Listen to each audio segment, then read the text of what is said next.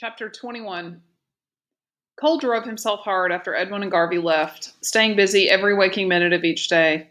If he had to spend a whole year on this island, he had no intention of living like an animal. Each morning he soaked in the pond and carried the ancestor rock. Afternoons he worked improving camp.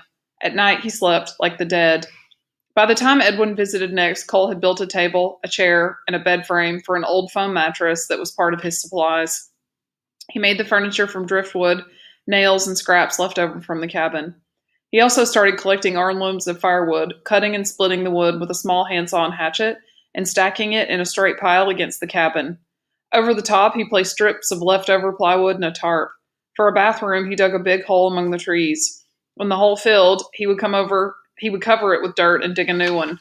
He didn't look forward to using it in the winter. Edwin said little during his first visit. He eyed the pile of firewood and the furniture with approval. Garvey flew back to Minneapolis, he said as he crawled into his skiff to leave. He was plenty worried about you. If you talk to him, Cole said, tell him thanks again for the knife. I'll carve something special. What? Cole shrugged. I don't know yet. Edwin started the motor, backed away from the shore, and waved goodbye. Cole watched the boat again until it blinked from sight. This time he didn't feel the desperate loneliness and fear of 4 days earlier. It would not be easy, but he knew now that he could survive.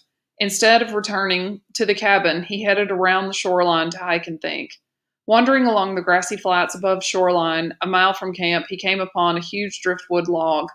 The weathered white log had been worn smooth and was straight as a telephone post. It looked to be well over 20 feet long and almost 2 feet in diameter. Cole tried to imagine what kind of storm could wash such a big log up a dozen feet above the high tide mark. He remembered all too well one storm that could have done it. As he examined the huge log, an idea came to him. Back in Drake, there had been a whole field filled with totem poles. Most had carvings of animals the same as the totem designs on the atoll. Cole didn't know what the figures meant, but he wondered if he could carve his own totem. Still, he studied the log. There was something else this log would work for. The thought frightened him, and he pushed it out of his head. He would carve a totem, but how could he move the huge piece of wood? Cole returned to camp and brought back 2 lengths of rope. He tied one to each end of the log. By tugging on one at a time, he rolled the log down over the rocks until it slid into the water. When he saw how high the log floated in the water, his mind again toyed with the idea that had scared him earlier. This log would make a great dugout canoe. It would make the perfect escape. With the rope, Cole pulled the floating log slowly along the shoreline back to camp, using the last 2 hours of daylight to push, pull, and wrestle it up over the rocks until it rested near the fire. By the time he finished, it was totally dark. Cole lit the lantern inside the cabin and made a jelly sandwich. He went to the doorway and stared out at the big log. Finally, he slammed the door and crawled into bed. For several hours, he lay awake. Even after dozing off, his sleep was troubled. When dawn finally came, he felt groggy and rolled over for more sleep.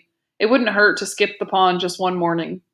The sun was high above the horizon when he finally dragged himself from bed. Yawning lazily, he got out the cold cereal and sat down to eat, the whole while staring out at the log.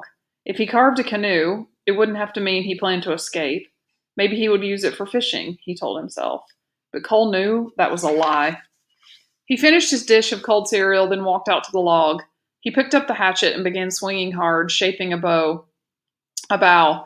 By early afternoon, the end of the driftwood log had been roughly formed into a flat point. Cole felt angrier each time he rested. His only satisfaction came from swatting horseflies and mosquitoes. Never again would those little bloodsuckers feed off him like a carcass. Overhead, a pair of eagles worked the shoreline looking for fish. Suddenly, one dove toward the water. It struck the surface with its talons and rose back into the sky, carrying a large, struggling fish. Cole watched, fingering the hatchet in his hands. This was the first day he had felt angry since Edwin and Garvey left. This was also the first day he had skipped going to the pond.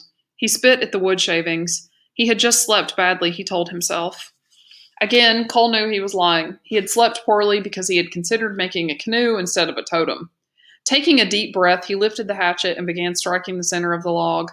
Again and again he hacked, until a deep groove circled the log. With each blow, he felt his anger disappearing.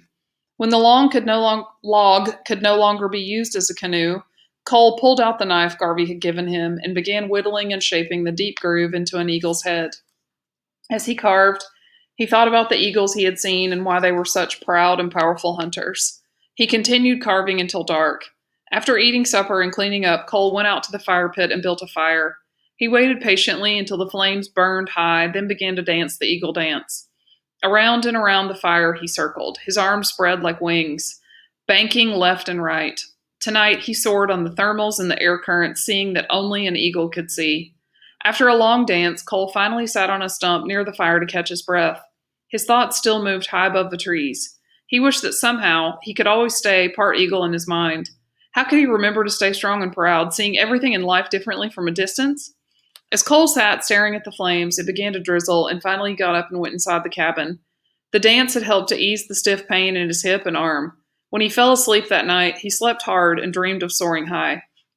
The next morning, Cole awoke early and went for a soak. Afterward, as he carried the rock, he had to admit it felt good to return to the pond. He watched for the spirit bear, but saw nothing. Since returning to the island, he had caught only one fleeting glimpse. During Edwin's next visit, as they dragged the skiff up on the rocks, Cole asked, "Why have I only seen the spirit bear once since coming back?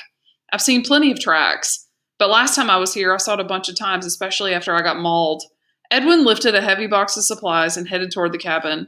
At first, it was probably the bear's curiosity. He said, "Maybe after being mauled, you were invisible." "What do you mean invisible?" Edwin didn't answer the question.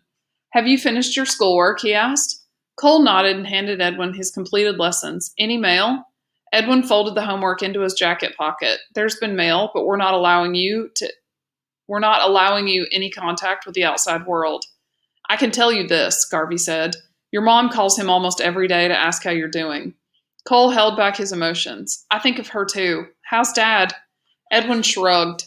After he was arrested, his lawyer got him released the same day. He never spent a single night in jail.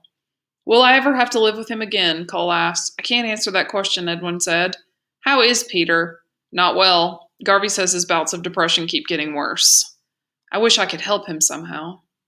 Edwin turned and studied Cole. "I think you're getting closer to understanding the secret of healing."